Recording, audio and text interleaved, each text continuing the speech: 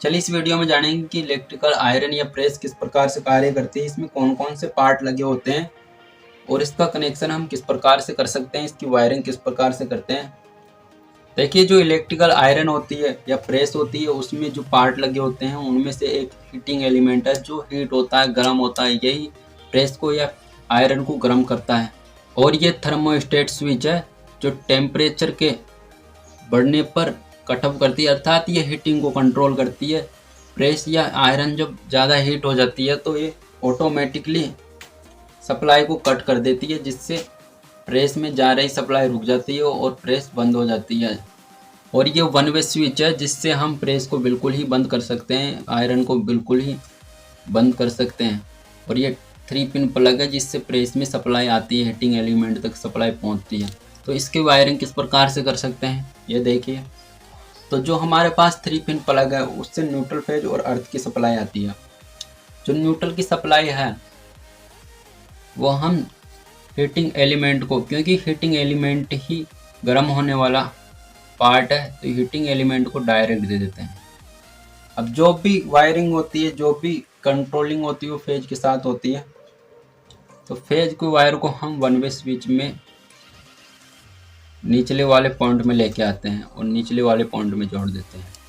निचले वाले पॉइंट में जोड़कर फेज की सप्लाई हम ऊपर वाले टर्मिनल या पॉइंट से आउट करवाकर थर्मोस्टेट स्विच में देते हैं, जो कि ये वन वे स्विच का ऊपर वाला टर्मिनल है या पॉइंट है। इसको थर्मोस्टेट में कनेक्ट करवाते हैं।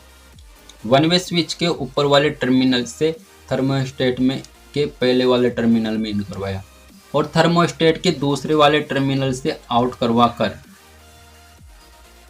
हीटिंग एलिमेंट के दूसरे वाले टर्मिनल में जोड़ देते हैं। हीटिंग एलिमेंट को न्यूट्रल और फेज की सप्लाई मिलने पर यह कार्य करने लगता है, गर्म होने लगता है।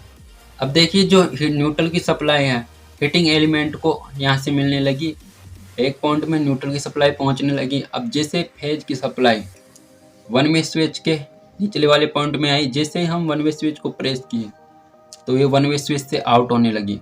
वन वे स्विच से आउट होकर थर्मोस्टेट के एक पॉइंट में आए और जैसे हम थर्मोस्टेट को ऑन किए, चालू किए, तो ये थर्मोस्टेट से आउट होकर हीटिंग एलिमेंट तक पहुंचने लगी।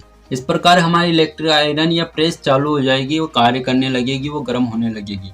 अब जैसे टेम्परेचर जो कि इस थर्मोस्टेट स्विच पर सेट किया हुआ है इससे आवश्यकता से अधिक होता है, तो ये थर्मोस्टेट स्विच सप्लाई को कट ऑफ कर देगी, बंद कर देगी, जिससे हीटिंग एलिमेंट तक फेज की सप्लाई नहीं पहुंच पाएगी और न्यूट्रल की सप्लाई पहुंचने से अकेले के यह हीटिंग एलिमेंट नहीं कार्य करेगा, न ही गर्म होगा, न ही हीट होगा।